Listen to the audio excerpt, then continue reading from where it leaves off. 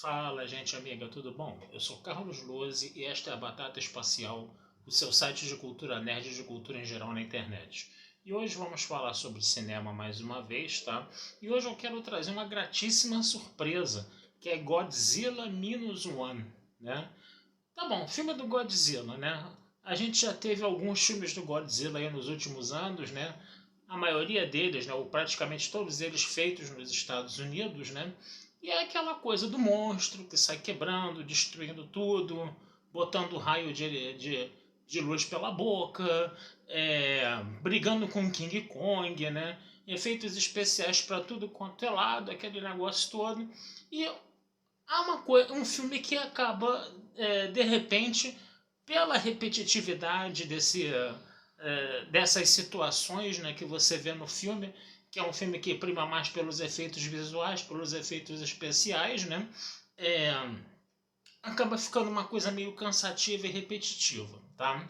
Aí você vê, né, um filme do Godzilla novamente, aí você pensa, mais do mesmo? Né? Primeira coisa que vem à tua cabeça é isso, mais do mesmo, você já está saturado daqueles filmes de monstros, de dinossauro, coisa e tal, só que Godzilla Minus One não é mais do mesmo. Primeira coisa, é um filme japonês, tá? É um filme japonês raiz, não é um filme americano pegando uma coisa, se apropriando de uma coisa da cultura, de um elemento da cultura japonesa. É um filme japonês tratando temas japoneses, tá?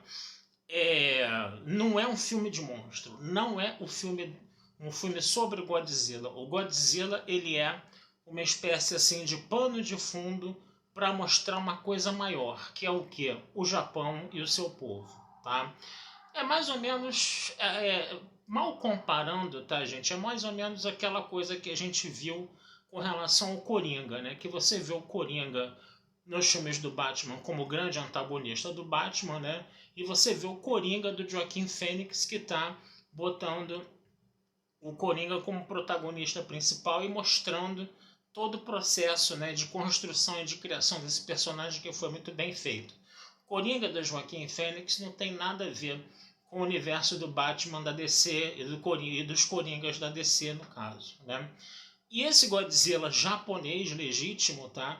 Que está sendo feito em homenagem aos 70 anos do Godzilla, tá? Não tem, vamos dizer assim, essa ligação com esses filmes mais tradicionais de Godzilla que nós vimos. Primeira coisa, só para a gente começar a entender um pouco bem esse filme, lembrando que eu vou dar 1000 spoilers aqui, tá? Primeira coisa, ele se passa no Japão do pós-guerra Segunda Mundial, né? Pós-Segunda Guerra Mundial, tá? Desse imediato pós-Segunda Guerra Mundial, né? Onde o Japão está destruído, está derrotado, né? Nós temos um protagonista no filme que era um piloto de avião kamikaze que não quis fazer a sua missão suicida, ele simulou uma falha no avião para descer numa ilha, né? Nessa ilha ela é atacada, né, pelo Godzilla, né?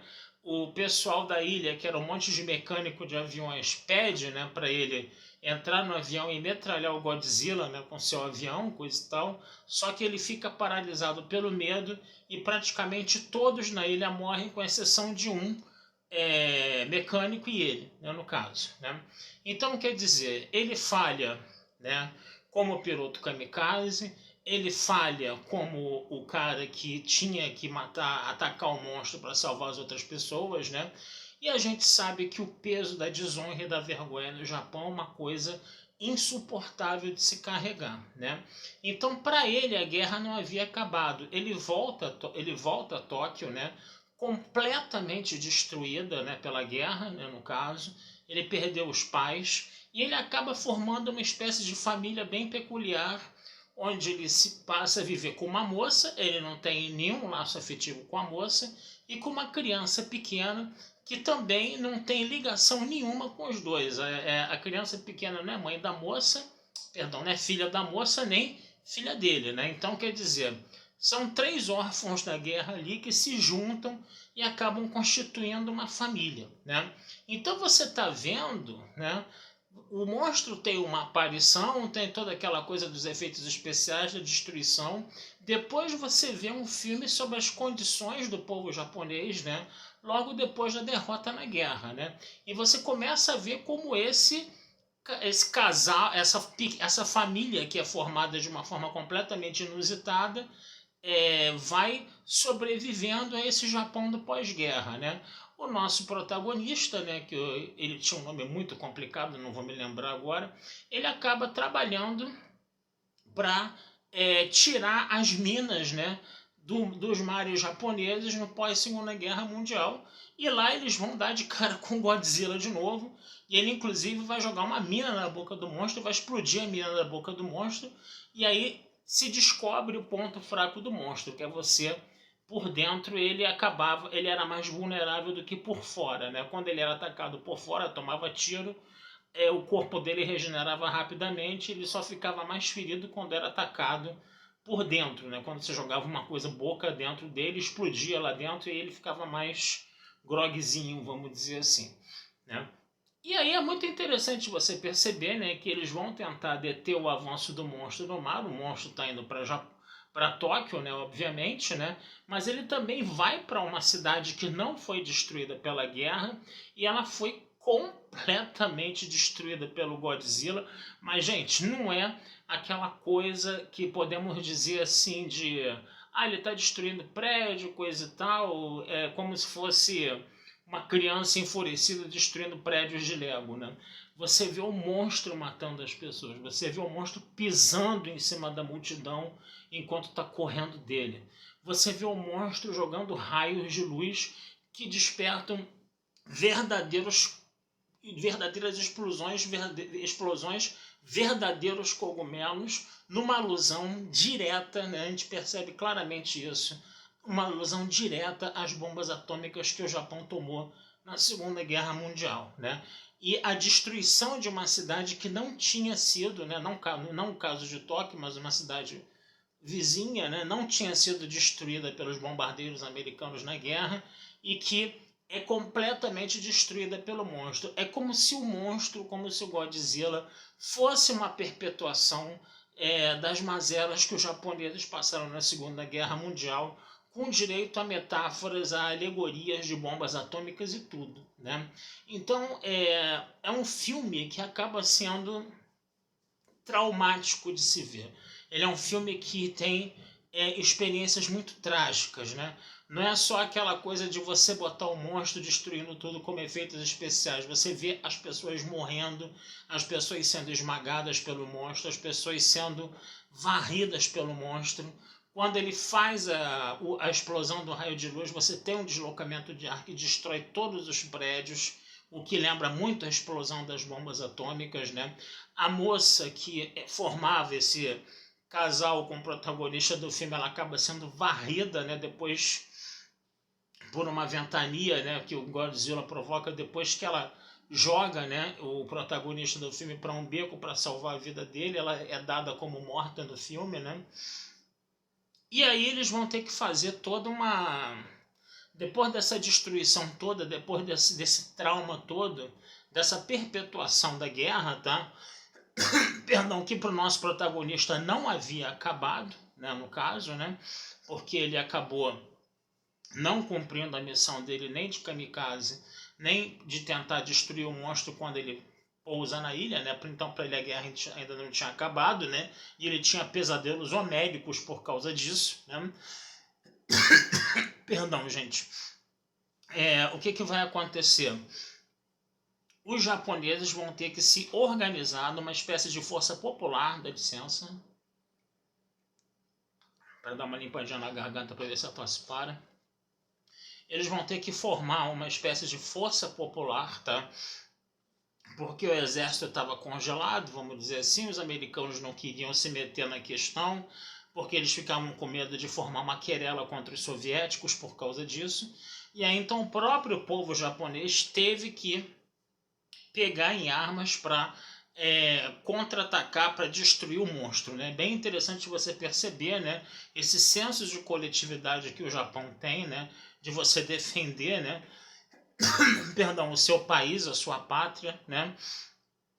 E tudo isso, entendeu, é eivado, né, desse espírito de preservação, né, dessa civilização japonesa, né? Então, a destruição do monstro acaba sendo uma união desse povo japonês, dessa civilização japonesa, tá?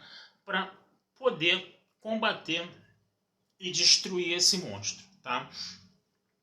Um avião é criado, né? Um avião que era, vamos dizer assim, uma arma secreta do Japão, ele acaba sendo reativado, muitas bombas colocadas nele, né? Para que o nosso protagonista fizesse um voo suicida em direção à boca do monstro e explodisse esse avião dentro da boca do monstro. Uma coisa muito interessante, né, que a gente vê nesse filme, algumas críticas, né, aos procedimentos governamentais japoneses, aos procedimentos dessa cultura japonesa. Esse filme ele exalta essa cultura japonesa, ele exalta essa civilização japonesa como uma resistência ao monstro, mas ao mesmo tempo ele faz críticas. Primeiro, a mania que o governo tem de esconder informação do seu povo, né? Que o governo do Japão não estava querendo dizer para o povo, né, que o Godzilla estava indo em direção a Tóquio para destruir Tóquio, porque isso ia gerar um caos tão grande que poderia provocar uma tragédia, entendeu? E ninguém queria se responsabilizar por essa tragédia, né? Então, uma coisa, né? O Japão é um país especialista em esconder e omitir informação. Essa crítica ela fica bem clara no filme, ela é repetida mais de uma vez. Segunda coisa que é bem interessante de você ver, né? Uma autocrítica também que o Japão faz com relação ao tratamento dado, né, à vida dos japoneses na Segunda Guerra Mundial, né? Que você tem várias críticas, né, de que os japoneses eles acabaram, vamos dizer assim, na missão, na coisa de querer vencer a guerra, que você desprezava a vida dos próprios japoneses, sendo que os kamikaze é o exemplo mais, vamos dizer assim, gritante disso, né? Então eles falavam, nós vamos destruir esse monstro, mas sem custa de sacrifícios humanos. Não vamos fazer missões suicidas, missões kamikazes, mesmo com o nosso protagonista indo com um avião cheio de bombas na direção da boca do monstro, entendeu? Ainda assim foi colocado um banco ejetor no avião para ele poder escapar de paraquedas. Então a ideia era justamente essa. Agora, nessa guerra contra o monstro, durante a Segunda Guerra Mundial, o tratamento dado à vida pelas lideranças japonesas era muito ruim, né, no caso, né? Valia a pena você sacrificar a vida do seu povo em nome da vitória, né?